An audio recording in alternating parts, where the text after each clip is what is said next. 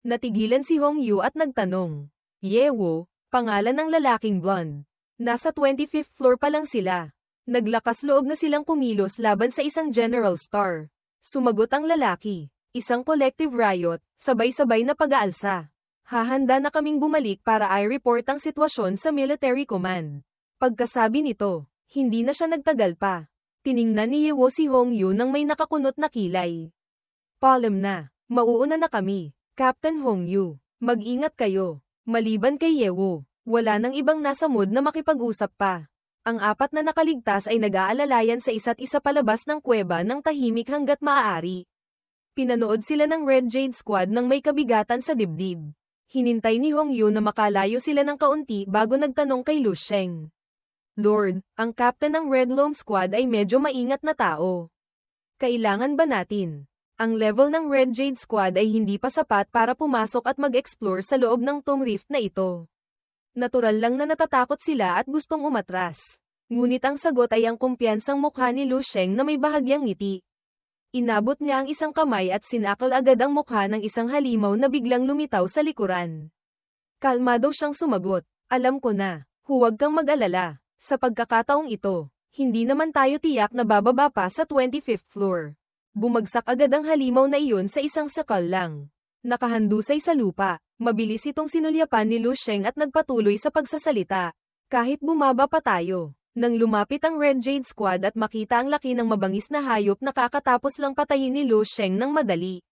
Lumingon siya sa likod, tiningnan sila, at pinaalalahanan. Kahit bumaba pa tayo, kung paano ko kayo naibaba dito. Natural lang na kaya ko rin kayong mailabas. Bilang kinatawan ng Red Jade Squad, yumuko si Hong Yu sa harap niya nang may paggalang at sumigaw. Opo, makikita sa mukha niya ang seryosong ekspresyon na may halong pag-aalala. Ang halimaw na itinapon lang ni Lu Sheng kanina, kung sila ang haharap dito. Hindi tiyak na kaya nilang tapusin. Na para bang alam ang kanilang alalahanin. Ilang hakbang palang papasok. Ginamit na ni Lu Sheng ang kanyang mga kamay para sampailan ang mga halimaw na gumagapang palabas. Basta't makita niya ang mukha, pinapatay niya agad. Walang pakialam kung malaki, maliit, o may pagkakaiba. Gulat na nanlaki ang mga mata ng Red Jade Squad habang pinapanood siya. Pagkatapos ay nagmamadali silang sumunod dahil palakas ng palakas ang bilis ni Lu Sheng papasok. Minsan, sapat na ang paggamit ng protective chi na nakapalibot sa kanyang katawan para mapasabog ang mga halimaw. Ni hindi na kailangan gumalaw ng kamay o paa ni Lu Sheng. Kalmado lang siyang lumakad papasok. Mukha siyang napakagaan. Parang naglalakad sa parke. Hindi mukhang pumapasok sa isang AAA-level monster cave. Ang kanyang aura ay parang isang Diyos na bumaba sa lupa. Isang pikit lang. Nalampasan na niya ang napakaraming halimaw. Kanina, pinapakalma pa niya sina Hong Yu na hindi naman sila tiyak na pupunta sa 25th floor. Ngunit maya-maya, nakarating na sila sa 25th floor talaga. At ang binatang ito, parang natural lang, sinabi pa niya sa sarili. Sa wakas, nakarating na rin sa 25th floor. Sa lakas ko, basta't hindi ko makaharap ang maalamat na level 9 exotic beast. Halos wala ng panganib. Hindi naman mayabang si Lu Sheng. Sadyang alam lang niya talaga ang kanyang lakas. Ipinikit niya ang mga mata. Inalala ang dokumento tungkol sa lokasyon ng mithril na maingat niyang itinala, nilagyan pa ng sticker na mukhang-mukha ni Dong Qingshui. Hindi niya namalayang napangiti si Lu Sheng nang maalala ang lokasyon nito sa lugar na ito. Ginamit niya ang kanyang spiritual thought, Nian Nian Li Nian To Nian is thought, idea, Nian Li is psychokinesis, para lampasan ang espasyo dito. Mabilis na nilagpasan ang 25th floor. Dumating siya sa 26th, pagkatapos ay lalo pang lumalim. 27th, ang hinahanap niya ay iisa lang, isang bagay na may ibang kulay. 28th, nakarating na siya sa 29th floor pero wala pa ring kakaiba. Ibinaba ni Lu Sheng ang hibla ng kanyang spiritual power ng isa pang palapag. Agad niyang nakita ang liwanag ng mithril na parang nagpapaningning sa buong palapag. Nahanap ko na, nanlaki ang mga mata niya sa gulat. Ito na nga, sumunod kayo sa akin. Nag-iwan lang si Lu Sheng ng ganoong pangungusap, at ang katawan niya ay nag-teleport na pasulong. Sa pagkamangha ng Red Jade Squad. Mula kanina, kahit mabilis at madali ang pagbaba sa 25th floor. Naglalakad lang naman si Lu Sheng. Ngayon, bigla siyang lumipad na parang hangin. Natigilan sina Hongyu ng 2 segundo bago nagmamadaling humabol. Sumigaw siya, "Lord, hintayin niyo po kami." Sa likuran niya, ang mga miyembro ay puno ng pagtataka. Hindi ba't sabi niya hindi bababa? Ngunit walang nang ahas na magpahuli. Lahat sila ay tumakbo ng buong bilis para makahabol. Mabilis silang dumaan sa 5 malalalim na palapag. Sa tuwing may hadlang, laging nasa unahan si Lu Sheng para linisin ito. Sa madaling salita, kailangan lang nilang sumunod sa kanyang mga yapak. Wala na ring kakayahan si Hongyu na mag-alala pa ng husto. Ang pagsunod pa lang sa anyo sa unahan at paghabol dito ay isang malaking problema na. Bigla, may kung anong nahulog mula sa kisame ng 30th floor. Hindi na siya nakapreno. Nang tingnan niya ang direksyon, may distansya pa. Hindi bumagal si Hongyu. Bagkus ay lalo pang bumilis. Sinamantala niya ang pagkakataon para paalalahanan ang mga miyembro. Ang pagsunod kay Lord ang pinakaligtas. Huwag kayong tatakbo kung saan-saan. Pagkasabi pa lang nito, pagdating sa bungad ng 30th floor, nakita niyang biglang huminto si Lu Sheng. Isang malakas na tunog ng sapatos ang umalingaw-ngaw sa hangin. Nagliwanag ang mukha niya nang mapagtanto niyang nakarating na siya sa lugar na hinahanap niya. Ang lugar na ito ay puno ng ambon at amoy ng panganib mula sa mataas na antas na exotic beast. Ngunit walang pakialam si Lu Sheng. Ang kanyang spiritual thought ay nasuri na ang lugar na ito mula pa sa simula. Alam na alam niya kung anong uri ng halimaw ang narito. Kaya kahit nakatayo siya sa harap ng isang higanteng halimaw na centipede, ang mga mata niya ay nakatutok lang sa malaking tipak ng mithril sa likod nito. Hindi sapat ang salitang, malaki, para ilarawan ito. Parang ang buong 30th floor ay ginawa lang para itago ang mithril na ito. Papalapit sa kanyang masarap na yaman. Simpleng iwinasiwas ni Lu Sheng ang kamay sa kanan, tinapos ang buhay ng centipede na paikot-ikot dito na nakalimutan ng tumingin sa kalendaryo. Una, ilang pares ng binti ang nasunog at natanggal agad sa katawan nito. Sumunod, binigyan pa ito ni Lu Sheng ng isa pang tama sa katawan gamit ang isang nakakasilaw na liwanag.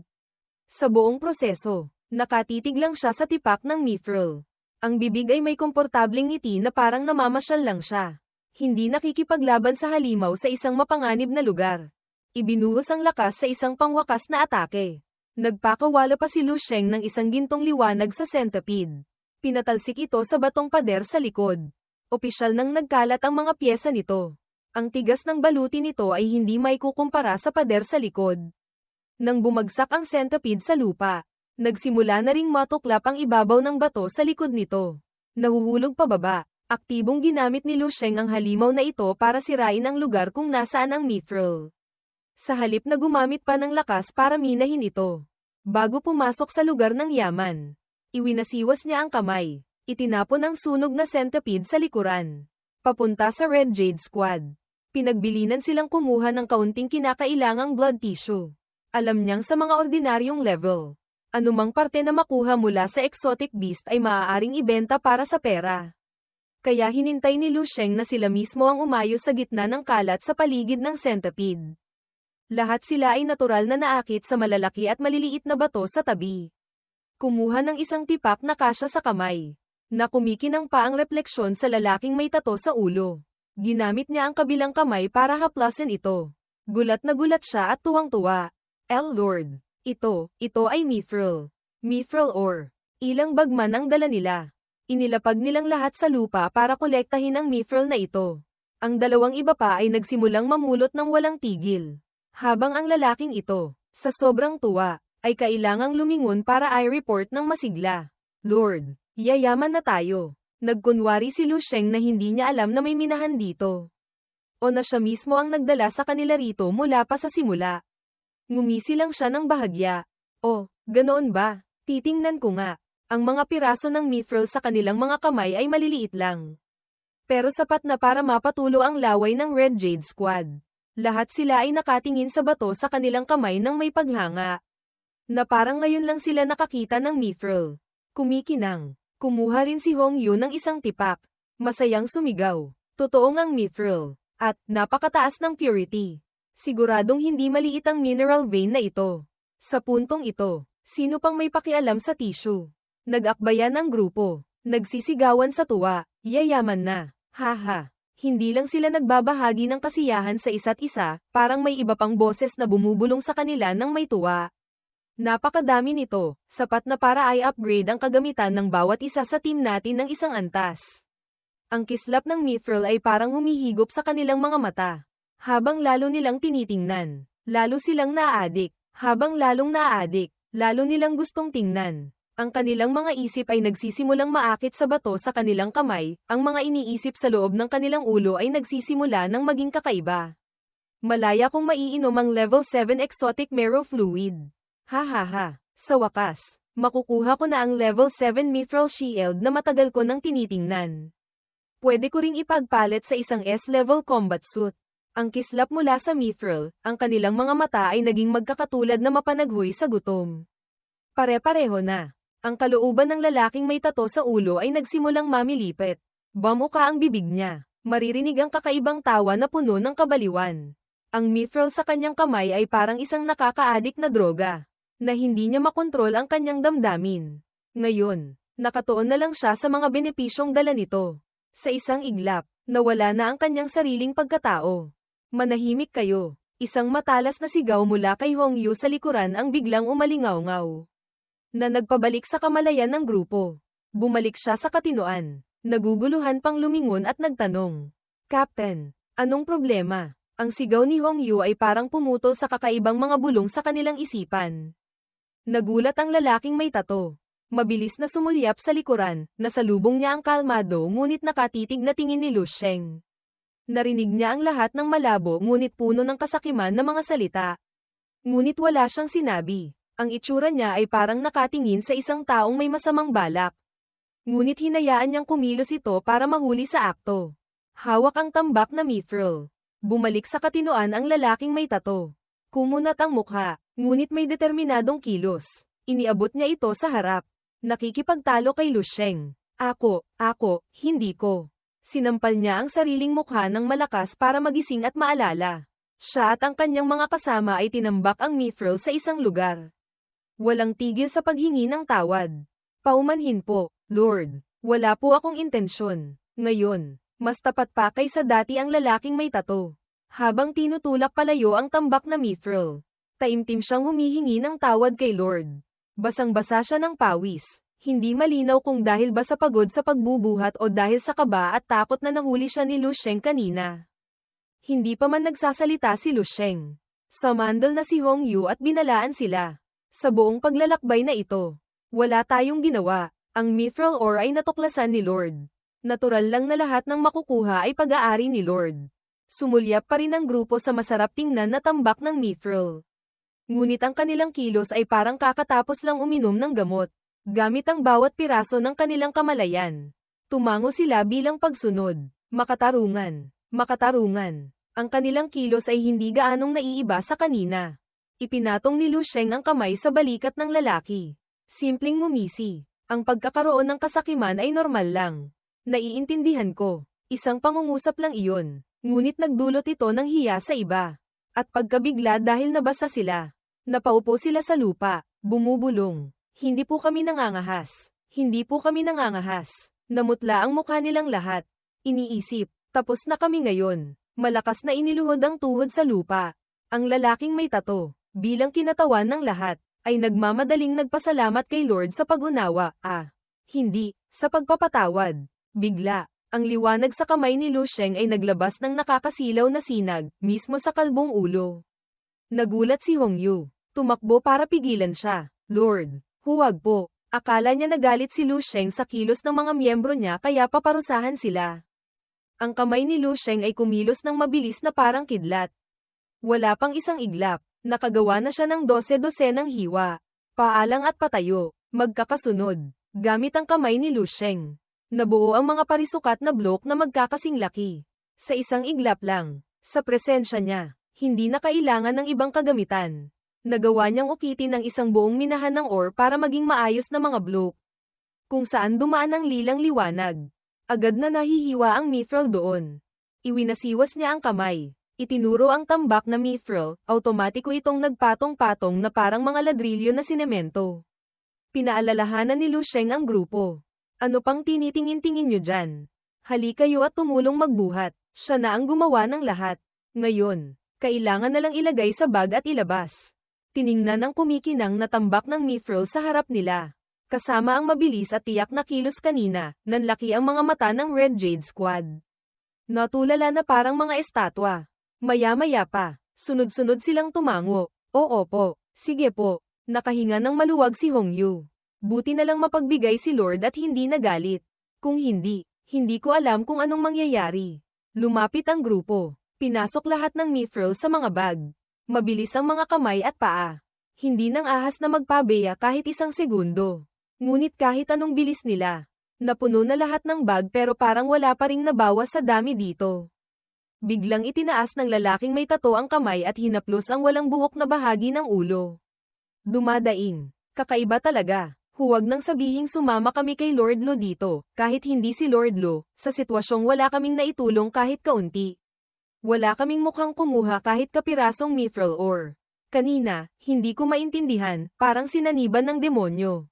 Pati mga salitang walang kahihiyan. Nasabi ko, sinigawan siya ni Hongyu. Tumigil ka na sa kakabulong dyan. Bilis, ilagay mo na sa sako. Natakot ang buong grupo. Nagmamadaling sumagot. Opo, opo, mabilis silang kumilos. Ngunit ang tunog ng paglalagay sa sako ay hindi matakpan ang naiinis na boses ng lalaking may tato. Nagmura siya ng isang salita.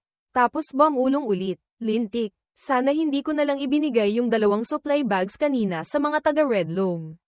Ilan kayang mithril ore ang may lalagay doon? Ang katabi niya ay kasing inis din.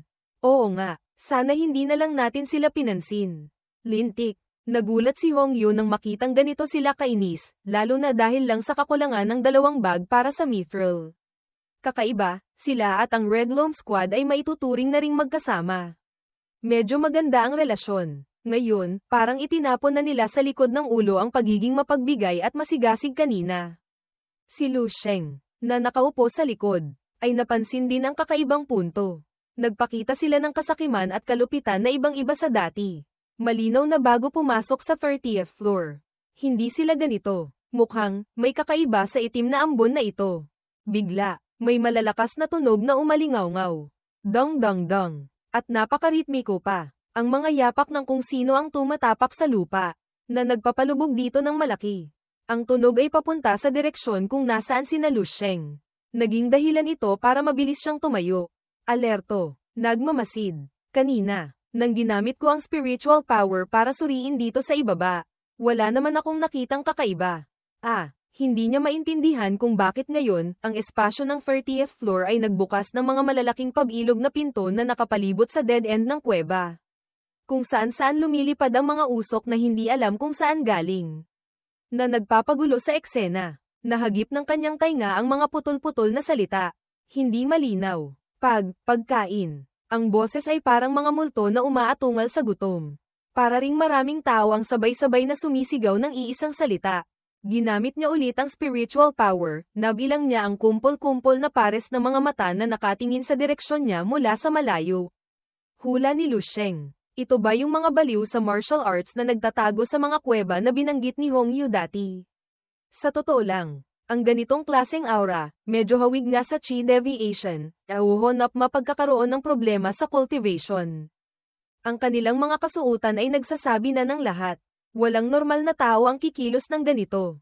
Ngunit, kahit natatakot ang iba at ayaw silang harapin, sa labi ni Lu Sheng ay may ngiti ng excitement.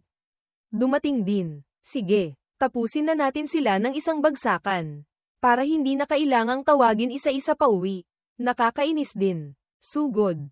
Natigilan si Hongyu at nagtanong. Yewo, pangalan ng lalaking blonde. Nasa 25th floor pa lang sila. Naglakas loob na silang kumilos laban sa isang general store. Sumagot ang lalaki. Isang collective riot, sabay-sabay na pag-aalsa. Hahanda na kaming bumalik para i-report ang sitwasyon sa military command. Pagkasabi nito, hindi na siya nagtagal pa. Tiningnan ni Yewo si Hongyu nang may nakakunot na kilay. Paalam na. Mauuna na kami. Captain Hongyu. Mag-ingat kayo. Maliban kay Yewo, wala nang ibang nasa mood na makipag-usap pa. Ang 4 na nakaligtas ay nag-aalalayan sa isa't isa palabas ng kuweba ng tahimik hanggat maaari. Pinanood sila ng Red Jade Squad nang may kabigatan sa dibdib. Hinintay ni Hong Yu na makalayo sila ng kaunti bago nagtanong kay Lu Sheng. Lord, ang captain ng Red Loam Squad ay medyo maingat na tao. Kailangan ba natin? Ang level ng Red Jade Squad ay hindi pa sapat para pumasok at mag-explore sa loob ng Tomb Rift na ito. Natural lang na natatakot sila at gustong umatras. Ngunit ang sagot ay ang kumpiyansang mukha ni Lu Sheng na may bahagyang ngiti. Inabot niya ang isang kamay at sinakal agad ang mukha ng isang halimaw na biglang lumitaw sa likuran. Kalmado siyang sumagot, alam ko na, huwag kang mag-alala. Sa pagkakataong ito, hindi naman tayo tiyak na bababa pa sa 25th floor. Bumagsak agad ang halimaw na iyon sa isang sakal lang. Nakahandusay sa lupa, mabilis itong sinulyapan ni Lu Sheng at nagpatuloy sa pagsasalita. Kahit bumaba pa tayo. Nang lumapit ang Red Jade Squad at makita ang laki ng mabangis na hayop na kakatapos lang patayin ni Lu Sheng ng madali. Lumingon siya sa likod, tiningnan sila, at pinaalalahanan. Kahit bumaba pa tayo, kung paano ko kayo naibaba dito. Natural lang na kaya ko rin kayong mailabas. Bilang kinatawan ng Red Jade Squad. Yumuko si Hong Yu sa harap niya nang may paggalang at sumigaw. Opo, makikita sa mukha niya ang seryosong ekspresyon na may halong pag-aalala. Ang halimaw na itinapon lang ni Lu Sheng kanina, kung sila ang haharap dito. Hindi tiyak na kaya nilang tapusin. Na para bang alam ang kanilang alalahanin. Ilang hakbang palang papasok. Ginamit na ni Lu Sheng ang kanyang mga kamay para sampailan ang mga halimaw na gumagapang palabas. Basta't makita niya ang mukha, pinapatay niya agad. Walang pakialam kung malaki, maliit, o may pagkakaiba. Gulat na nanlaki ang mga mata ng Red Jade Squad habang pinapanood siya. Pagkatapos ay nagmamadali silang sumunod dahil palakas ng palakas ang bilis ni Lu Sheng papasok. Minsan, sapat na ang paggamit ng protective chi na nakapalibot sa kanyang katawan para mapasabog ang mga halimaw. Ni hindi na kailangan gumalaw ng kamay o paa ni Lu Sheng. Kalmado lang siyang lumakad papasok. Mukha siyang napakagaan. Parang naglalakad sa parke. Hindi mukhang pumapasok sa isang AAA-level monster cave. Ang kanyang aura ay parang isang Diyos na bumaba sa lupa. Isang pikit lang. Nalampasan na niya ang napakaraming halimaw. Kanina, pinapakalma pa niya sina Hong Yu na hindi naman sila tiyak na pupunta sa 25th floor. Ngunit maya-maya, nakarating na sila sa 25th floor talaga. At ang binatang ito, parang natural lang. Sinabi pa niya sa sarili. Sa wakas, nakarating na rin sa 25th floor. Sa lakas ko, basta't hindi ko makaharap ang maalamat na level 9 exotic beast. Halos wala ng panganib. Hindi naman mayabang si Lu Sheng. Sadyang alam lang niya talaga ang kanyang lakas. Ipinikit niya ang mga mata. Inalala ang dokumento tungkol sa lokasyon ng mithril na maingat niyang itinala, nilagyan pa ng sticker na mukhang-mukha ni Dong Qingshui. Hindi niya namalayang napangiti si Lu Sheng nang maalala ang lokasyon nito sa lugar na ito. Ginamit niya ang kanyang spiritual thought, Nian Li Nian To Nian is thought, idea, Nian Li is psychokinesis, para lampasan ang espasyo dito. Mabilis na nilagpasan ang 25th floor. Dumating siya sa 26th, pagkatapos ay lalo pang lumalim. 27th, ang hinahanap niya ay iisa lang, isang bagay na may ibang kulay. 28th, nakarating na siya sa 29th floor pero wala pa ring kakaiba. Ibinaba ni Lu Sheng ang hibla ng kanyang spiritual power ng isa pang palapag. Agad niyang nakita ang liwanag ng mithril na parang nagpapaningning sa buong palapag. Nahanap ko na, nanlaki ang mga mata niya sa gulat. Ito na nga. Sumunod kayo sa akin. Nag-iwan lang si Lu Sheng ng ganoong pangungusap, at ang katawan niya ay nag-teleport na pasulong.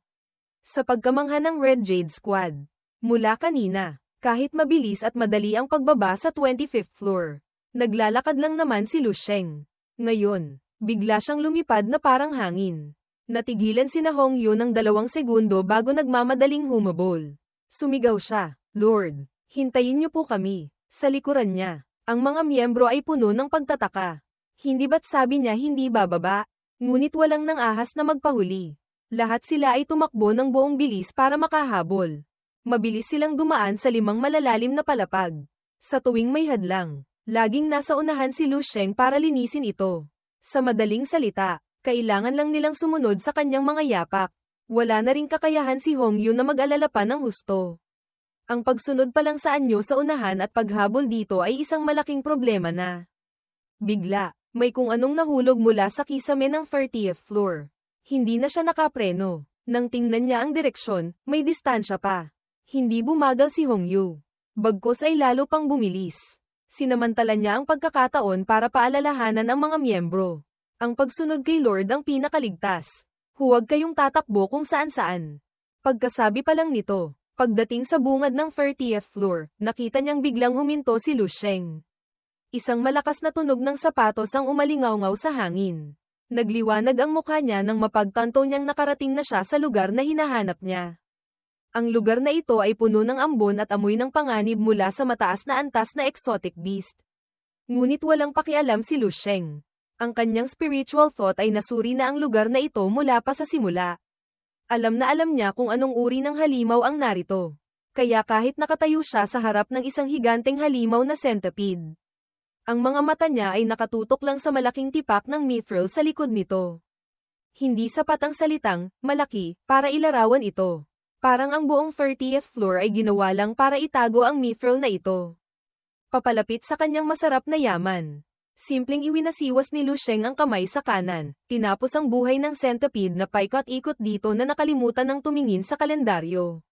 Una, ilang pares ng binti ang nasunog at natanggal agad sa katawan nito. Sumunod, binigyan pa ito ni Lu Sheng ng isa pang tama sa katawan gamit ang isang nakakasilaw na liwanag. Sa buong proseso, nakatitig lang siya sa tipak ng mithril. Ang bibig ay may komportableng ngiti na parang namamasyal lang siya. Hindi nakikipaglaban sa halimaw sa isang mapanganib na lugar. Ibinuhos ang lakas sa isang pangwakas na atake. Nagpakawala pa si Lu Sheng ng isang gintong liwanag sa centipede. Pinatalsik ito sa batong pader sa likod. Opisyal nang nagkalat ang mga pyesa nito. Ang tigas ng baluti nito ay hindi maikukumpara sa pader sa likod. Nang bumagsak ang centipede sa lupa, nagsimula na ring matuklap ang ibabaw ng bato sa likod nito. Nahuhulog pababa. Aktibong ginamit ni Lu Sheng ang halimaw na ito para sirain ang lugar kung nasaan ang mithril. Sa halip na gumamit pa ng lakas para minahin ito. Bago pumasok sa lugar ng yaman, iwinasiwas niya ang kamay. Itinapon ang sunog na centipede sa likuran. Papunta sa Red Jade Squad. Pinagbilinan silang kumuha ng kaunting kinakailangang blood tissue. Alam niyang sa mga ordinaryong level, anumang parte na makuha mula sa exotic beast ay maaaring ibenta para sa pera. Kaya hinintay ni Lu Sheng na sila mismo ang umayo sa gitna ng kalat sa paligid ng centipede. Lahat sila ay natural na naakit sa malalaki at maliliit na bato sa tabi. Kumuha ng isang tipak na kasya sa kamay, na kumikinang pa ang refleksyon sa lalaking may tato sa ulo. Ginamit niya ang kabilang kamay para haplasin ito. Gulat na gulat siya at tuwang-tuwa. Lord, ito ay mithril. Mithril ore. Ilang bagman ang dala nila. Inilapag nilang lahat sa lupa para kolektahin ang mithril na ito. Ang dalawang iba pa ay nagsimulang mamulot ng walang tigil. Habang ang lalaking ito, sa sobrang tuwa, ay kailangang lumingon para i-report ng masigla. Lord, yayaman na tayo. Nagkunwari si Lu Sheng na hindi niya alam na may minahan dito. O na siya mismo ang nagdala sa kanila rito mula pa sa simula. Ngumisi lang siya ng bahagya. Oh, ganoon ba? Titingnan ko nga. Ang mga piraso ng mithril sa kanilang mga kamay ay maliliit lang. Pero sapat na para mapatulo ang laway ng Red Jade Squad. Lahat sila ay nakatingin sa bato sa kanilang kamay ng may paghanga. Na parang ngayon lang sila nakakita ng mithril. Kumikinang. Kumuha rin si Hongyu ng isang tipak. Masayang sumigaw. Totoong ang mithril. At, napakataas ng purity.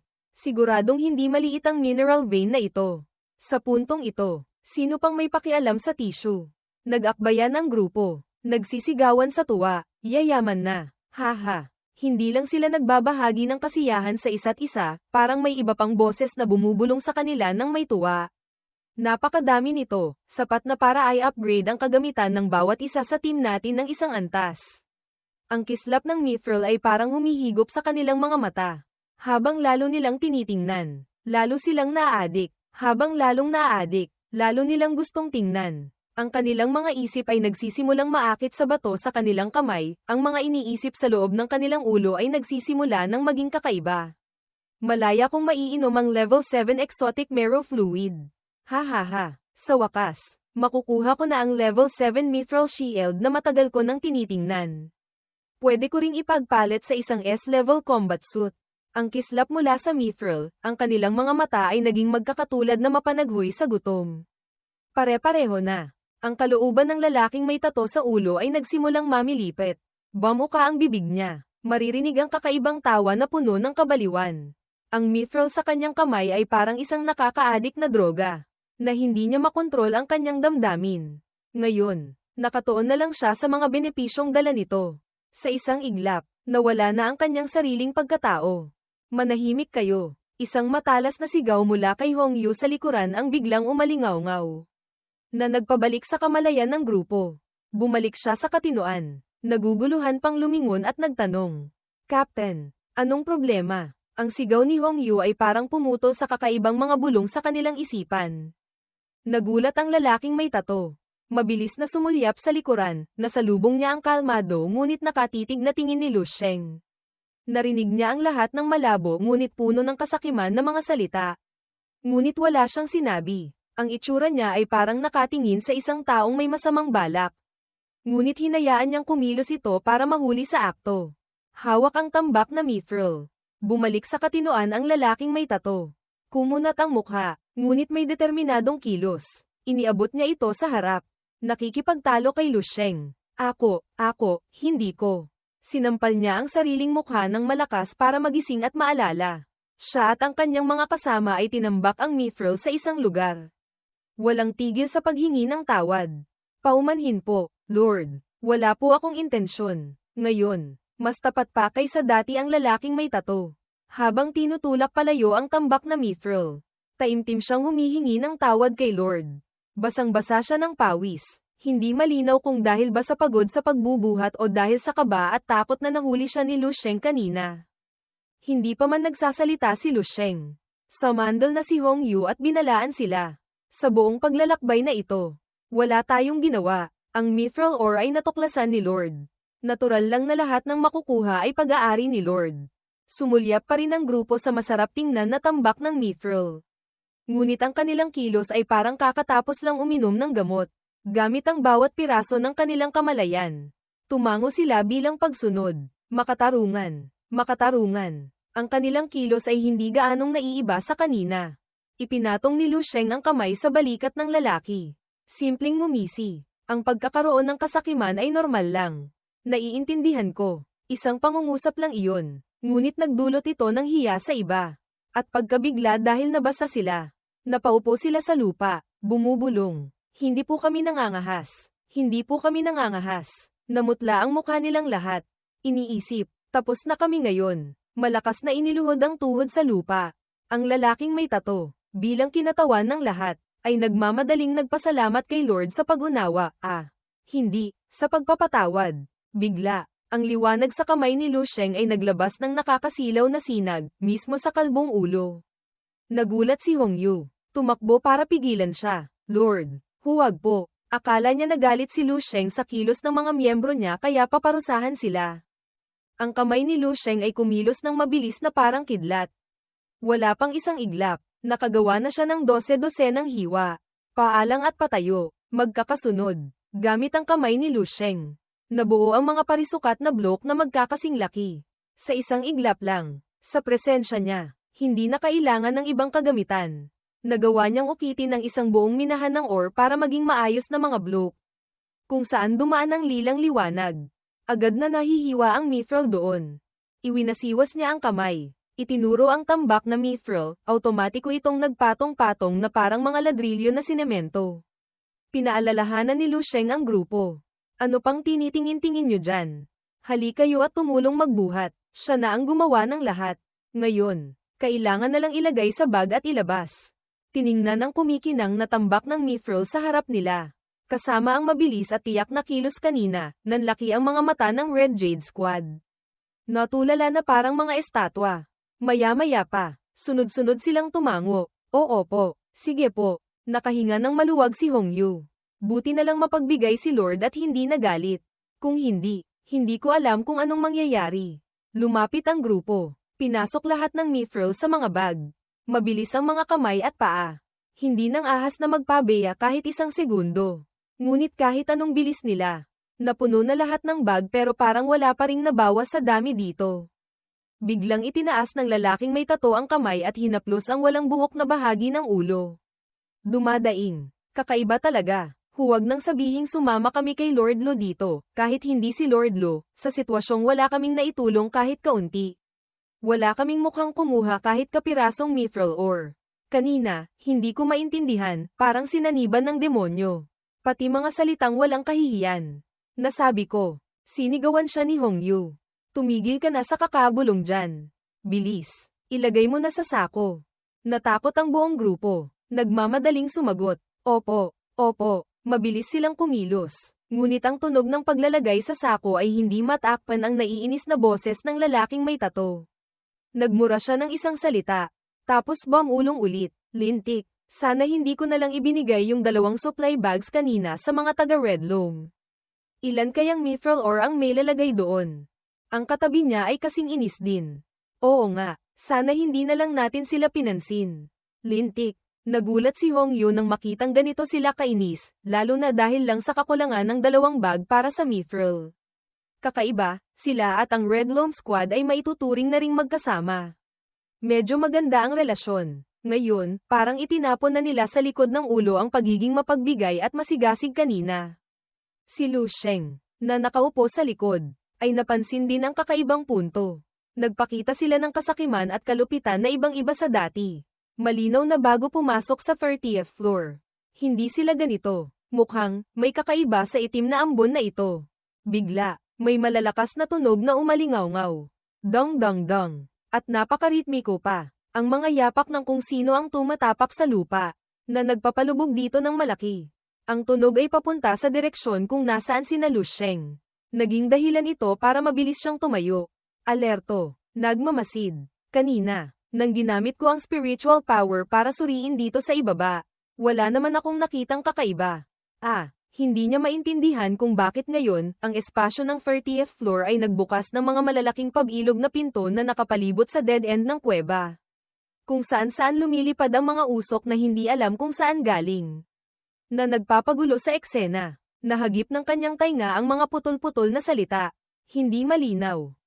Pagkain. Ang boses ay parang mga multo na umaatungal sa gutom. Para ring maraming tao ang sabay-sabay na sumisigaw ng iisang salita.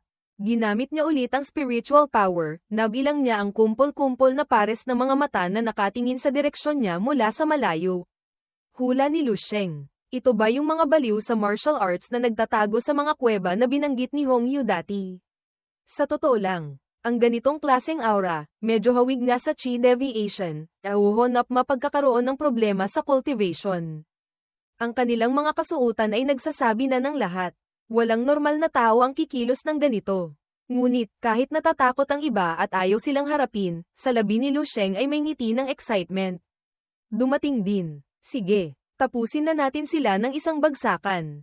Para hindi na kailangang tawagin isa-isa pa uwi. Nakakainis din. Sugod. Nang makitang ang kanilang pinuno ay agad na pinatay ni Lu Sheng sa isang iglap lang. Biglang bumalik sa normal ang paggana ng mga bibig ng mga baliw na ito. Anong nangyari? Nag-ingay sila. Mabilis na umatras palayo kay Lu Sheng. Tinitingnan siya ng may takot na parang nakakita ng mabangis na hayop. Hindi pa niya naibabalik ang kamay. Umismed siya na puno ng pagkainis. Napakababahina. Isang atake lang. Hindi kinaya. Kahit kapuri-puri ang pagpatay kay Liu Moying sa sandaling ito. Si Hongyu ay natakot din at napanganga. Tulad ng mga tauhan ng taong iyon. Ang Eastern Star noon, combat power na lampas 13 stars, pero isang tira lang ni Lord. Natalo na siya, para lang siyang pumipit-pit ng langaw. Lord Lu Sheng, gaano ka ba talaga kalakas? Nang malaman ng iba pang baliw na dapat matakot, nagsigawan sila sa isa't isa. Takbo, bilis, takbo, yumuko sila. Ang mga paa ay mabilis na tumakbo sa iba't ibang direksyon. Siyempre, hindi sila nang ahas na manatili. Takot na baka patayin din sila ni Lu Sheng. Ngunit ang pagtakbo, nangangahulugan bang makakatakas sila? Itinaas ni Lu Sheng ang kamay. Isang gintong liwanag ang umilo sa paligid. Ang hangin ay mabilis na umikot sa loob ng kuweba. Ni hindi na niya kailangang lumingon para tingnan ang mga baliw na kanina'y mababangis pa. Pero ngayon ay tumatakbo na ng parang mga daga. Marahan lang niyang iwinasiwas ang kamay. Ang espasyo sa paligid ay nahati sa maraming bahagi ng mga gintong guhit na iyon. Kung saan ito dumaan, nahuhulog ang mga parte ng katawan ng mga baliw. Ang mga hiwa ay nagpatong-patong. Nagbigay ng libreng round trip sa iba't ibang parte ng katawan. Aba, ang tinatawag palang 12 star combat power ay ang lakas lang na gusto niyang makita ng mundo. Kahit bulag pa, napagtanto ng Red Jade Squad ang dahilan kung bakit naglakas loob si Lu Sheng na harapin si Liu Moying kanina. Kumaybat-kibot ang gilid ng labi ni Hong Yu. Mag-isang pinuksa ang lahat ng masasamang Grandmasters. Sa susunod na joint military exercise, ang ating Eastern War Zone ay tiyak na mangingibabaw. Mayroon pa ring malamig na ekspresyon. Nagsalita si Lu Sheng ng mahina na parang wala lang. Malapit nang matapos ang paglilinis sa palapag na ito. Maghintay kayo rito sandali. Pagkasabi nito, bago pa makasagot ang sinuman. Mabilis siyang nawala kung saan. Nag-iwan ng isang gintong guhit sa harap ng Red Jade Squad. Uy, Lord, kasasabi pa lang ni Hong Yu ng pangalan ni Lu Sheng. Nawala na siya. Isang gintong liwanag ang kumislap, at wala pang isang iglap. Nakarating na siya sa pasukan ng 30th floor. Ganoon pa rin ang estilo niya. Mag-isa, tulad ng dati, si Lu Sheng mismo ang tumapos sa mga tao dito. Hindi niya kailangan ng tulong ng iba. Yung mga salitang divine being. Asiya, na binanggit ng taong iyon kanina, ano kaya talaga yun? Dala ang kaisipang iyon. Pumasok siya sa kaloob-looban ng Tom. Desididong hanapin ang sagot. At sa loob, na hindi na nasisikatan ng araw, ang eksena ay mas kakaiba at mamasa-masa pa. Sa gitna ng lupa ay may isang lawa ng berdeng likido na umaagos kung saan-saan. Malapit dito, may aura na amoy kamatayan na nakakapit mula sa lupa hanggang sa mga pader na bato. Sa unang tingin, mukha itong mga kaluluwang umaatungal, na magpapatulog ng hindi mahimbing sa mga mahihina ang loob. Tumayo si Lu Sheng sa isang medyo tuyong lugar. Pagkalapag pa lang ng paa niya, mabilis na sumulyap ang mga mata para suriin ang sitwasyon dito. Napakatahimik ng lugar na ito, medyo sobrang tahimik na. Kahit kasuklam-suklam tingnan ang kaloob-looban ng Tom. Walang ibang ingay na maririnig. Maingat na humakbang papasok si Lu Sheng para mag-imbestiga. Napakakapal ng itim na ambon sa loob, kahit ang aking level 7 o kahit level 8 spiritual sense ay medyo nahihirapang tumagos. Kung mas mahinang spiritual power masters ang pumunta rito, hindi ba tuluyan na silang mabubulag? Dapat ko na bang sagodin agad? Tiningnan niya ang bunganga ng kuweba na papunta pa sa mas malalim na bahagi ng tomb. Nag-alinlangan si Lu Sheng kung papasok ba siya. Ayaw niyang sumugal sa mga sitwasyong mayroon pa namang pagpipilian. Sino bang nakakaalam kung anong unggoy, key common placeholder for unknown danger, ang naghihintay sa kanya doon? Bigla, ang liwanag mula sa bunganga ng kuweba na tinitingnan ni Lu Sheng ay kumislap ng isang napakagandang liwanag. Nakakasilaw ito sa mukha, na parang high beam na ilaw na nakatutok sa mukha. Ang kisame ng kuweba ay naglabas ng makukulay na liwanag na parang may dumaang galaxy. Ang liwanag na iyon ay tumama sa retina ni Lu Sheng, na parang kumakatok sa kanyang spiritual sense. Ang kanyang paningin ay biglang nagbago ng tuluyan. Wala na ang madilim at kasuklam-suklam na kuweba na parang suka ng kung sino. Ngayon, sa harap ni Lu Sheng ay isang walang katapusang kapatagan. Malawak at malinis. Nakatayo siya sa damuhan. Pinapanood ang sikat ng araw na tumatama sa isang malaking puno na may malalagang dahon. Mga paro-paro na lumilipad ng pares-pares. Ang hangin ay umiihip, dumadaan sa bawat damo. Isang napakagandang tanawin ng kalikasan, na nag-aanyaya sa puso na magpahinga at malunod dito. Bigla, may tunog ng ding-dong na umalingaw-ngaw. Napakasarap pakinggan. Isang payat at maputing paa, na may suot na mga anklet na may maliliit na butil. Ang marahang dumampi sa lupa, na nakaagaw sa atensyon ni Lu Sheng. Napatingin siya at natulala. Naramdaman niya ang sikat ng araw at ang hangin na humahaplos sa kanyang balat. Hindi niya mapigil ang mapang-angga sa pagkamangha. Ito, ang huni ng mga ibon sa kanyang tainga ay agad na natabunan ng isang maliit na pixie, diwata, ang sumilip at unti-unting nagpakita ng buo sa harap ni Lu Sheng. Ang kanyang blondeng buhok ay bumagsak sa tabi ng kanyang matutulis na tainga. Ang dalagitang elf, duwende, ay mukhang napakahina. Tiningnan siya at ngumiti ng napakatamis. Isang katutubo ng ibang mundo. Tiningnan ang maganda at matalinong itsura ng dalaga. Naisip ni Lu Sheng, napakahiwaga. Mayroon palang matalinong buhay sa lugar na ito. Marahang tumapak sa ibabaw ng tubig. Humakbang ang maliit na diwata patungo kay Lu Sheng. Nakatagilid ang ulo. Tinitingnan siya na parang sinusuri ang isang bagong dating sa kanyang lupain. Kasinungalingang sabihing hindi siya naantig. Pakiramdam ni Lu Sheng ay parang naku-curious ito sa kanya. Ang pagtataka ay mabilis na naging isang tanong sa harap ng kagandahang parang panaginip, biglang lumabas ang data sa isip niya. Gusto kaya niya ng tao? At iniabot pa ang kamay. Tinatawag siyang lumapit pa. Mga talulot ng rosas ang umikot sa ulo ni Lu Sheng. Naramdaman niyang ang bango ng bulaklak ang gumagabay sa kanya. Hindi kumukurap ang mga mata. Automatikong gumalaw. Humakbang diretso patungo sa dalaga. Ang isip ni Lu Sheng ay napuno ng diwa ng tagsibol. Pakiramdam niya ay pag-ibig ang bumabalot sa lahat. Iniabot niya ang kamay. Patungo sa diwatang iyon. Nagtatanong sa sarili. Isang pag-ibig na lumalagpas sa mga mundo ang humihila sa akin. Lumalagpas pati sa mga lahi. Ang paligid ni Lu Sheng ay nanlabo, malabo pa ring nakikita ang mga pink na guhit, ang mga anino ng puno na sumasayaw, hindi niya napapansin ang kakaiba sa harap niya, nakikita lang niya ang kamay ng maliit na diwatang iyon. Ngunit sakto sa sandaling iyon, biglang kumislap ang spiritual sense ni Lu Sheng. Lumaban ito sa malabong liwanag na parang galing sa langit na tumatama sa kanyang mga mata. Nagsimulang kumurap ang kanyang mga mata. Sa harap niya ay ang nanlalabong mukha ng maliit na diwata. Ang kagandahan niya ay nagkahalo-halo na parang magulong semento. Pati mata at ilong ay umaagos sa paningin ni Lu Sheng. Ngayon, mukha na siyang sakit ng ulo. Umuga ang kanyang isip sandali, bumalik ito sa dati. Isang ibang kulay ang lumitaw. Nasaan na ang magandang diwatang nakakaantig ng puso? Ang nakikita niya ngayon ay isang asul na espasyo na umaagos at umiikot. Malalaki at maliliit na butas ang nasa harap niya. Ang nasa gitna, na sinusubukang pilipitin ang kamalayan ni Lu Sheng, ay isang halimaw na may nakausling mga mata sa tuktok ng ulo nito.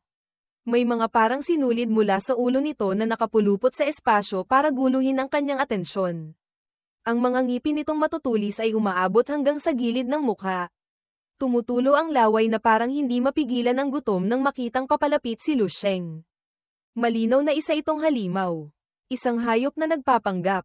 Hindi pa nito alam na natuklasan na siya ng taong nasa harap niya. Isang boses na umaalingaw, malalim, at nakakakilabot ang umabot sa tainga ni Lu Sheng. Puno ng pang-aakit. Huwag kang matakot. Halika rito. Huwag mong pansinin ang itsura. Halika na. Sa panaginip kanina, may dahilan pa para hindi pansinin ang itsura.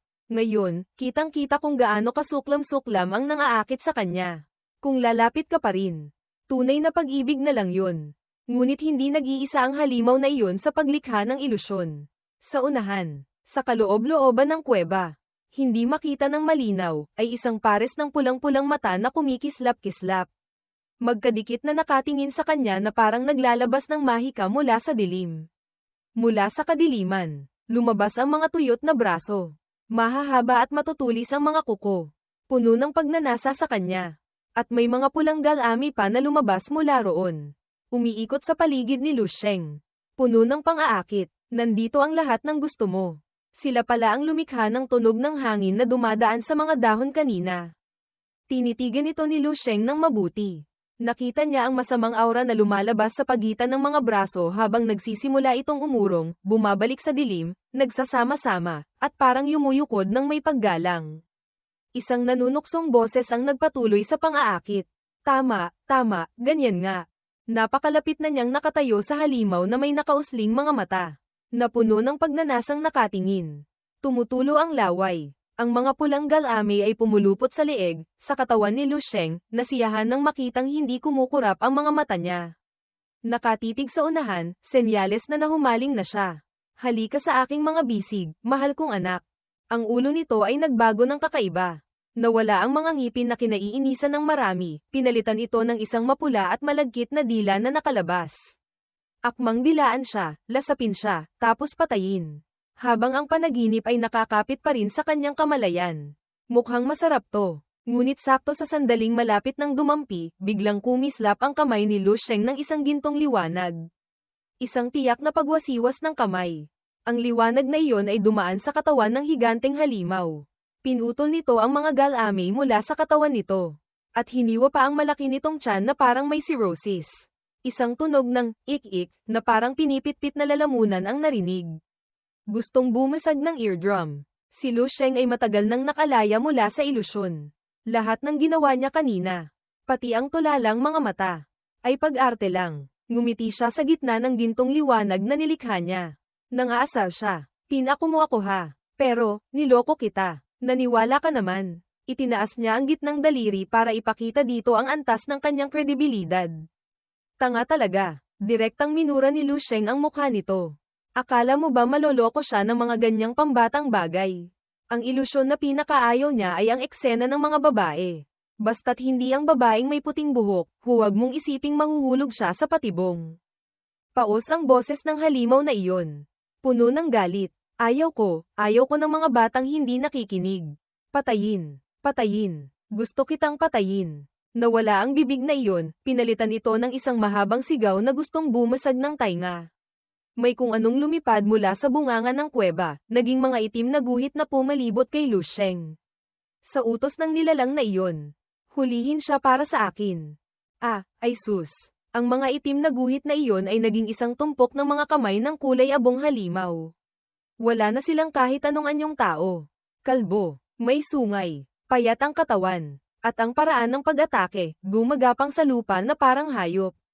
Hindi naman gaanong nagulat si Lu Sheng.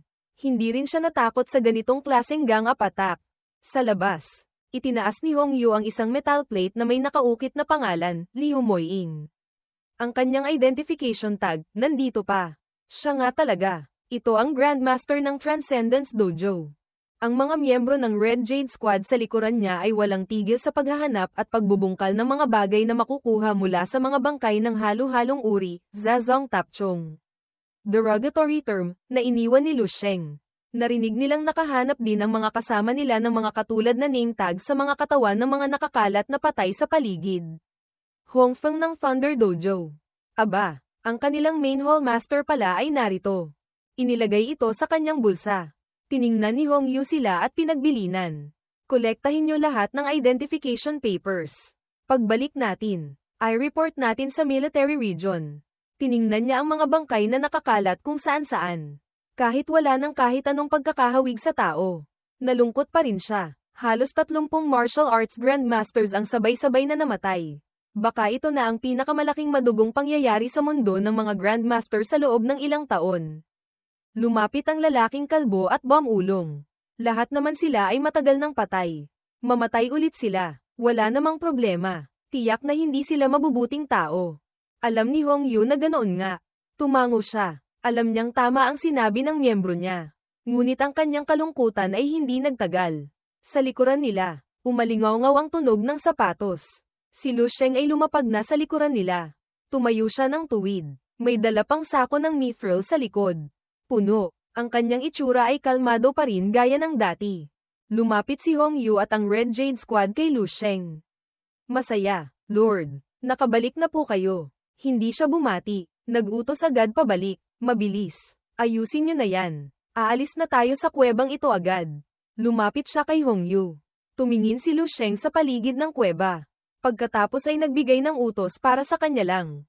Hong Yu. Humanap ka ng paraan para ipaalam sa ibang General Star Teams sa loob ng kuweba. Sabihan mo silang mabilis ding umatras.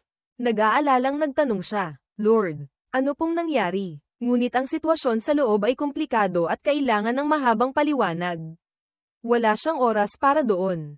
Simpleng sinabi lang niya, wala naman. Hindi ko lang sinasadyang nagalit ang ilang maliliit na bagay sa kaloob-looban ng tomb. Kakaiba, hindi pa niya natatapos ang pangungusap. Narinig na ang kaguluhan mula sa loob. Ang buong kuweba ay parang umuuga. Lahat sila ay napatingin sa pinanggagalingan ng malakas na tunog. Kalmado pa rin ang boses ni Lu Sheng. Malapit na silang mag-riot. Kung makikita ito ng Red Jade Squad ng harapan, baka mamatay sila sa takot. Sa gitna ng kuweba, ay isang halimaw na sombrero, mukhang kabute, na may isang mata. Ang katawan nito sa ibaba ay parang ahas. Mabilis na gumagapang palabas ng kuweba. Rar. Umaatungal ito. Naguutos sa mga halimaw sa ilalim ng kanyang mga paa. Lumabas kayo. Patayin silang lahat. Sa dami nito, baka kahit magsama-sama pa ang buong Red Jade Squad. Wala silang magagawa. Patayin. Patayin siya para sa akin. Mula sa napakalalim na kuweba. Umalingaw-ngaw ang sigaw ng babaeng ahas demonyo. Humihinga ng mahaba na parang naniningil ng utang na walang simula sa loob ng 1,000 taon. Ang malalim na kuweba ay lalo pang nagpalakas ng tunog. Hindi pa man nakikita ang tao. Dahil sa sigaw pa lang, nanginginig na sa takot ang iba. Ang tunog ng mga yapak na kumakalampag ay umalingaw-ngaw sa mga pader na bato. Nagbibigay ng pakiramdam na parang isang hukbo ng 1,000 tao ang papalapit. Malapit sa labasan, kung saan tumatama ang liwanag, naroon ang Red Jade Squad. Tumatakbo ng buong bilis gamit ang 4 na paa. Ginamit nila ang lahat ng lakas ng kanilang mga binti para makalabas sa lalong madaling panahon. Sa unahan, sina Lu Sheng at Hong Yu ay hindi lumingon. Tanging ang lalaking nasa hulihan ang patuloy na lumilingon para magbantay. Hindi mo rin siya masisisi. Bukod sa captain ng Red Jade Squad at kay Lord Lu Sheng. Lahat sila ay may pasan na malaking sako ng mithril. Mukha silang mga taong kakain lang ng Golden Star Fruit, isang prutas sa kwentong bayan na nagbibigay ng ginto kapalit ng pagkawala ng isang bagay. Na nabalian ng pakpak, nawalan ng kakayahan, yaman, kaya kailangang maghanap ng sariling daan pauwi sa nayon. Tumakbo silang lahat ng diretso paakyat sa ikalawang palapag. Nang makita nila ang butas na may sikat ng araw na tumatagos pababa, agad silang tumalon ng mataas. Sa sobrang pagmamadali ay nag-iwan pa sila ng isang haligi ng apoy na mahaba at nagniningning. Ang hangin ay nasunog din dahil dito. Umuusok dahil sa sobrang halumigmig sa loob ng kuweba. Ang Red Jade Squad, na napakahusay sa labanan, kahit may pasan na ganito karaming mithril, ay nagawa pa ring tumalon ng mataas at lumapag ng maayos. Walang nahulog kahit isang piraso. Ang labasan ng kuweba ay winalis ng kanilang apoy. Sino pa kayang ama't anak ang mangangahas na humabol paakyat sa lupa? Nang makarating na sa lupa, lahat sila ay napabuntong hininga, nagpapasalamat na buhay pa sila. At kasama pa ang 3 sako ng mithril. Bigla, ngayong araw, ang langit, lupa, at bundok, saan man tumingin. Napakaganda. Si Hong Yu ay abala pa sa pagpagpag ng alikabok. Ngunit si Lu Sheng, pagkarating pa lang, ay lumingon agad pabalik. Napabuntong hininga rin, pero sa ibang paraan. Buti na lang hindi sila umakyat dito. Malinaw na nakita ng grupo ang daan-daang pares ng pulang mata na kumikislap-kislap sa bunganga ng kuweba sa ibaba. Nakatitig sa itaas kung nasaan si Lu Sheng at ang Red Jade Squad, ngunit wala ni isang nang ahas na tumalon paakyat.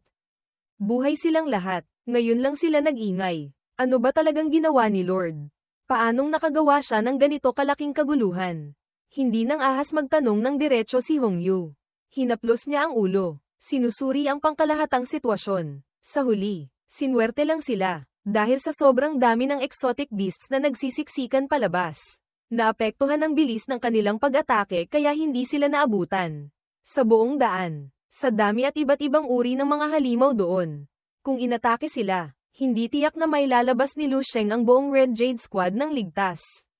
Kung nakita nila ang mga kasuklam-suklam na iyon ng malapitan, baka nang inig na ang kanilang mga kamay at paa. At nawala na ang lahat ng fighting spirit. Tutal, si Lu Sheng din naman ang nagdala sa kanila dito, ang kakayahan nilang lahat ay hindi pa sapat. Hindi ipinaliwanag ni Lu Sheng kung sino ang ginalit niya sa ilalim ng bangin. Simpleng sinabi lang niya kay Hong Yu. Wala lang yun, hindi na kailangang masyadong pansinin. Ay transport na lang muna natin ang mga gamit pabalik sa military region. Siyempre, sumang-ayon ng Red Jade Squad. Ang 3 general, sila, ay may pasan na tig-1 sako ng mithril na punong-puno. Nakangiti hanggang tainga, kahit maliit na bahagi lang ang mapupunta sa kanila. Ang kikitain dito ay tiyak na mas malaki pa kaysa sa hihingin nila mula sa militar. Huwag nang pag-usapan pa ang paghahanap nila mismo ng mithril kanina, kung hindi dahil sa swerteng dala ni Lu Sheng. Kahit sa panaginip ay hindi nila ito maiisip. Mag-isang nakatayo sa bunganga ng kuweba. Nakatingin sa ibaba, mukhang malalim ang iniisip ni Lu Sheng. Nagpahuli siya. Hinayaan ang Red Jade Squad na umalis na. Kumakanta pa pauwi, hindi niya sinabi. Ngunit sa sandaling ito, nakatayo siya. Iwinawasiwas ang mga kamay at paa nang may tuwa sa itaas ng bunganga ng impyerno, Miyeng HMNGUC. Naloko ng isang maliit na uod, kung ako yun. Magagalit din ako ng husto. Tapos darating ang araw na ang uod na lumoko sa iyo noon ay gagapang ulit sa harap mo, biglang magpapakawala ng isang malakas na uppercut, siguradong mas magagalit ka pa. Diba? Sa punong himpilan ng Eastern War Zone. Ang pinakamoderno at pinakaligtas na lugar. Sa sandaling ito, ay puno ng mga bulungan ng paghanga na may halong inggit. Ang dami ng mithril na dinala pabalik ng Red Jade Squad ay matatawag na napakalaki sa mata ng maraming tao dito. Nagkumpol-kumpol sila, gulat at naiinggit. Sinusuri pa, Diyos ko po, ang Red Jade Squad nyo. Napakaswerte nyo naman. Kakaunti pa lang ang oras nyo sa loob ng kuweba. Pero nakahanap na kayo agad ng mithril mine. Hindi lang napakarami, napakataas pa ng purity. Talagang malaking swerte. Ang tambak na mithril ay parang mga paninda sa isang trade fair. Kahit sino pwedeng kumuha at suriin ang purity. Ang ganitong uri ng mineral ay kumikinang sa ilalim ng ilaw. Ang tatlong magkakapatid ng Red Jade Squad ngayon ay iisa na ang ngiti. Nakapameaywang, nagpo-post na pinakaastig, at iisa pa ang ngiti na may pangalang, dislokadong panga, Sai Kuiham, dahil hindi maisara ang bibig. Kahit anong komento ng iba, okay lang. Basta't alam nilang sila ang nagdala ng yamang ito paakyat. Sapat na. Sa grupo ng mga nanunood, may isang taong mas matalas ang mata. Biglang nagkomento siya. Malinaw na lakas ito. Hindi lang basta swerte. Okay. Hindi niya tinutukoy ang dami ng mithril. Kundi lumapit siya sa all-terrain vehicle ng militar. Ito ang sasakyang minaneho ni Lu Sheng mag-isa papunta sa tomb. Habang ang 4 na miyembro ng Red Jade Squad ay nasa isang maliit na sasakyan. Ang sasakyang ito ay may matataas, makakapal, at mabibigat na gulong para pababain ang sentro ng grabidad. Habang ang itaas na bahagi ay simple lang para mapabilis ito. Bukod pa rito, ang istruktura nito ay kayang maglaman ng lahat ng pinakamodernong kagamitan. Hindi mo ba napansin ang plaka ng sasakyang nangunguna kanina? DZ2. Iyan ang sasakyan ng pinakamataas na ranggong Grand General. Ang mga salitang iyon ay nagpakilabot sa iba. Siyempre, hindi na sila nang ahas sabihing, swerte lang ang Red Jade Squad. Nag-ingay silang lahat. Hindi kaya, ang binatang kakaiba ang mukha kanina, siya ang pinakamataas na ranggong Grand General. Isang mataas na ranggong Grand General, nagdala sa Red Jade Squad para magmina ng mithril. Kahit hindi sila makapaniwala, iyon pala ang katotohanan. Bumulong ang lalaki kanina. Tama, nagkamali tayong lahat ng tingin. Hindi na nila minamaliit ang Red Jade Squad dahil sa ningning ng iba. Bagkus, nanghinayang sila sa sarili nilang kapalaran na hindi nakasandal sa isang taong ganito kalakas. Iyon ay isang tunay na big boss. Kung makakayakap din sana ako sa malaking hita, makakalipad din ako agad. Ang eksenang puno ng luha ay nasa imahinasyon lang. Wala nang ibang pagkakataon para sa iba. Luha at sipon ng pagsisisi ang damaloy sa kanyang mukha. Kung maibabalik lang ang oras, anong laban pa? Hanapin na lang si Grand General at Samandal. Alam nilang hindi nila may tatago. Napabuntong hininga pa ang Red Jade Squad. Sinasabi na parang nag-aalala sila. Kahit sa labas, si Lord Lu ay isang Grandmaster na may 12-star combat power, pero yung 12 stars na iyon, hindi pa iyon ang buong lakas niya. Tansya namin, baka higit pa sa 2 bituin, plus 2 stars, si Lord. Kung gayon, ang combat power measuring column ng mga General Star, naduraj sa kamay niya. Ang mga salita ng lalaking may tato ay mukhang komportable. Ngunit ang imaheng ipininta niya ay hindi madaling tanggapin. Nakita nilang lahat ng nakikichismis ay nagulat ng sabay-sabay. Gulat at inggit na hindi maitago. Nasisiyahan ng Red Jade Squad. Naglalaway na. 5 minuto makalipas. Sa villa ni Lu Sheng. Ang buong Red Jade Squad ay nagtipon doon. Ang pagdadala ng mithril dito ay mas madali. Sadyang gusto lang ng mga taga Red Jade Squad na mapahanga ang mga tao kanina. Pumasok si Lu Sheng. Nagbigay ng maikling bilin. Dalhin niyo ang mga gamit para ma-inspect. Pagkatapos, ang 10% na para sa inyo ay ililipat sa inyong mga account. Umuwi na kayo. Dismissed. Nagtaas ng kamay si Hong Yu para sumaludo para sa buong team. Opo, Lord. Pagkatapos ng nangyari ngayong araw, mukhang wala na siyang iniisip pa tungkol kay Lu Sheng.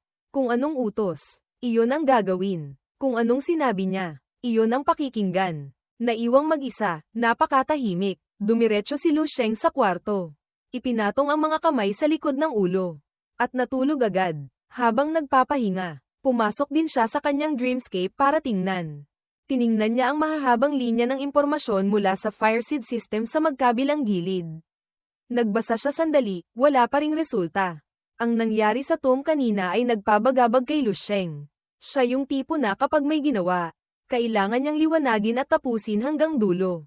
Ngunit sa huli, tumakbo siya palabas. Hindi narating ang ilalim ng lipunan, pinakailalim. Kaya iginalaw niya ang kamay sa bahagi ng dokumento tungkol sa kuweba, gusto niyang tingnan kung ano ang nasa kailaliman na iyon, at kung ano ang halimaw sa kaloob-looban noon. Mukha itong classified information. Kailangan ng angkop na access level para makita. Isang tumpok ng pulang panel ang lumitaw. Umiikot sa paligid ni Lu Sheng, na parang pumipili mula sa napakaraming impormasyon para ipakita sa kanya. Tumingin siya sa isang panel na dinala mismo sa harap niya. Nagulat si Lu Sheng. Nanlaki ang mga mata. Kaya pala, ang lugar na iyon, konektado pala sa second battlefield. Dito nakasulat, ang Abyss, VC-Su, sa Fireseed Plan ay ipinaliwanag bilang isang spatial rift na nalikha kapag ang dalawang mundo ay nagsalubong at nagbanggaan, medyo katulad ng isang natural na kalamidad. Ang mga rift na ito ay magkakaiba. Kung sapat ang pagiging buo sa loob, mabubuo ang isang baluktot na gray zone, V ng DT Maozam. Ang lugar na iyon ay sapat para maglaman ng pagdating ng pinakamalalakas mula sa kabilang mundo, ito rin ang tinutukoy sa dokumento. Kaya pala napakahirap hawakan. Sa isang banda ay ang second battlefield, na puno na ng mga halimaw. Sa kabilang banda ay ang gray zone, na nagdadala pa ng pinakamalalakas sa malalakas. Kaya pala sa panahon ni Lu Sheng, itinuturing itong mga malalabong sikreto na wala pang nakakarating para lutasin. Binanggit din ng bahagya sa dokumento dito na ang rift ay nabuo dahil sa pagsasalubong ng espasyo ng dalawang mundo, na dalawang planeta pala sa magkaibang antas. Magkaibang espasyo-oras. Marahil ay magkaibang universo pa nga. Dahil sa ilang kadahilanan, hindi sinasadyang nagbanggaan at nagpatong sila. Bawat banggaan na ganyan ay nagbubukas ng mga spatial rifts, na nagiging sanhi ng pagkalat ng mga exotic beast kung saan-saan. Sa madaling salita, ito pala ang pinagmulan ng exotic beast invasion.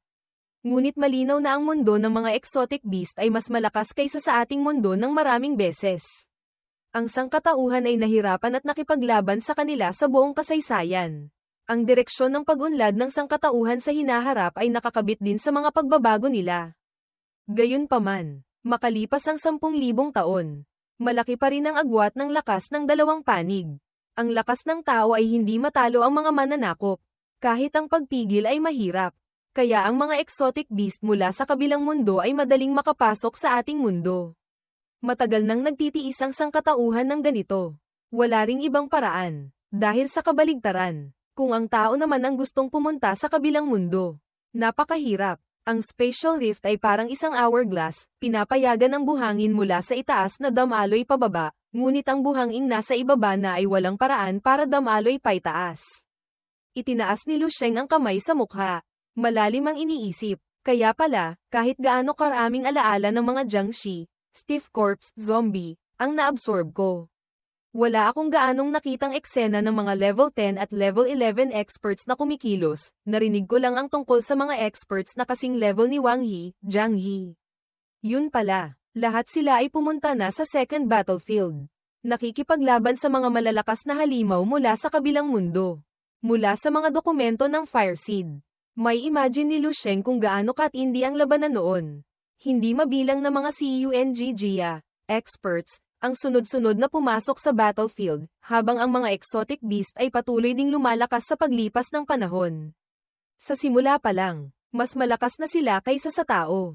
Kahit makahiwa ka ng isa, susuntukin ka rin nila ng hindi gaanong mahina. Bukod sa malalaking sukat, mahuhusay din sila sa labanan. Matapos malaman ang kasaysayan, lalo niyang naintindihan, galing sila sa isang lugar na may ibang sibilisasyon. Napakahusay bumuo ng paraan ng pakikipaglaban. Kapag nagbanggaan ang dalawang planeta, hindi sinasadyang lumilikha ng spatial rift. Tiyak na magkakaroon ng alitan.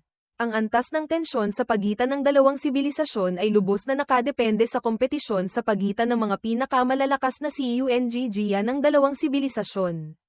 Ang panig ng tao, kung hindi magsisikap na pataasin ang lakas, kamatayan lang ang naghihintay sa kanila. Ang bilang nila, kapag pumasok sa residential areas, ang haharapin ng mga residente ay syempre kamatayan. Ang huling resulta na nakita ni Lu Sheng mula nang pumasok siya sa Dreamscape, ay ang malinaw na katapusan ng sangkatauhan matapos ang 10,000 taong pakikibaka. Kahit gaano karaming CUNGGA ang matiyag ang lumaban, hindi nila napigilan ang pagpasok ng mga alien exotic beasts. Siyempre, talo. Kaya kailangang ibuhos ang lahat ng lakas para itulak ang pagsilang ng isang level 12 CUNGGA, para magkaroon ng isang pag-asa na baguhin ang kapalaran. Ang Fire Seed Plan, doon nagsimula. At kung bakit ito napunta kay Lu Sheng, nananatili pa ring isang misteryosong tanong. Ngunit hanggang ngayon, nag-aalala pa rin si Lu Sheng. Nagsumikap silang lumikha ng level 12 martial daw, pero may tsansa bang manalo sa second battlefield? O mapanatili ang lamang? Mukhang napakahirap din. Kumunat ang noo ni Lu Sheng. Napagtanto ang sagot, mula pa noon, iisa lang ang nangyayari. Siya mismo ay lumalaban na parang baliw mula nang matuklasan niya ang mapanglo na hinaharap 10,000 taon mula ngayon, kapalit nito. Wala gaanong pag-unlad sa mga talaan ng Fire Seed. Minsan ay nakakapanghina rin ng loob. Tiningnan niya ulit ang timeline ng mga pangyayari. Napansin ni Lu Sheng na ang mga nakakarating sa second battlefield ay puro matitindi, THD. Kailangan mong umabot ng at least Martial Dao level 10 para magkaroon ng karapatang tumapak sa second battlefield. Sa kasalukuyan, nasa Martial Dao year 300 pa lang siya, hindi pa bukas ang second battlefield. At ang haba ng buhay ng isang CUNGGA, sa pagkakaalam ni Lu Sheng hanggang ngayon. Mga nasa 150 taon pataas o pababa lang, marami na iyon. Mukhang, ang usapin ng second battlefield ay wala namang kinalaman sa akin. Di ba? Hindi. Tinanong niya ang sarili, pagkatapos ay biglang puno ng determinasyon na sumalungat. Kung aabot ako sa level 11, o kahit level 12, sa loob ng Martial Dao Year 300, tiyak na mag-iiba ang resulta. Naisip ni Lu Sheng, kung muli akong lalakas ng husto, maaari ko kayang direktang dumaan sa abyss para patayin ang mga exotic beast na iyon. Ako lang mag-isa, na may mataas na level, malinaw na agwat sa kanilang lakas sa panahong ito, may kakayahan kaya akong patayin silang lahat, bawat isa. Sa panahong iyon, kapag napatay ko na silang lahat, bawat isa. Baka maging, Peak Expert Killer of the Otherworld, CUNGGA Teen CPD Joy, ang titulo ko. Iyon ang magiging hangarin ni Lu Sheng sa sandaling ito. Nang malaman ang dahilan ng paglitaw ng mga kasuklam-suklam na halimaw, naglatag na siya ng landas para sa sarili. Kailangan lang, walang tigil na mag-level up. Mag-level up, maging mas malakas pa, at hindi kailanman hihinto. Ang Martial Dao 10,000 taon mula ngayon, puputulan niya ang ugat nito. Kahit papaano, sa simula pa lang na ito. Bigla, isang liwanag mula kung saan ang yamakap kay Lu Sheng. Iwinasiwas niya ang dalawang kamay. Tinanggap ang lakas mula doon. Naging puno ang kanyang katawan. Ang haligi ng lakas na iyon ay sumabog paitaas. Tumagos sa mga ulap. Hinawi nito ang hangin at ulap sa magkabilang gilid. Nagbigay daan. Wala namang ginawa si Lu Sheng. Natulala siya sandali, napagtantong napakakakaiba nito. Ang kanyang martial will, nag-breakthrough pala. Dahil ba, naging malinaw na ang kanyang layunin. Mukhang posible ang iniisip na ito. Kailangan kong magsumikap na mabilis na umakyat sa level 12. Ang pagpapataas ng lakas, tiyak na magpapahaba ng buhay. Ang layunin, kahit 300 taon pa mula ngayon, ngunit ngayon ay malinaw na sa harap ni Lu Sheng. Papasok ako sa second battlefield. Papasok sa kabilang mundo. Tutuldukan ko ang ugat ng sakunang ito. Ang eksena sa panahong iyon, kung ano man ito, ay pansamantala palang nasa imahinasyon ni Lu Sheng. May sapat na ba siyang lakas para talunin sila? O kailangan pang magpatuloy ng pakikibaka ng sangkatauhan ng ilang panahon pa? Hindi malinaw ngayon, ngunit tiyak, hindi maaaring tumagal ang digmaan hanggang 10,000 taon. Nag-alab sa puso ni Lu Sheng ang determinasyon. Ang panganib ng pagkalipol ng sibilisasyon, ako. Si Lu Sheng, sa 300 taon ng Martial Dao na ito, tatapusin ko ito. Hahawakan niya ang hourglass na iyon gamit ang kanyang lakas. Babaliktarin niya ito, para makakuha ng isang sinag ng pag-asa para sa sangkatauhan sa hinaharap. Pagkatapos, tuluyan ko itong tatapusin. Babaliktarin ang sitwasyon.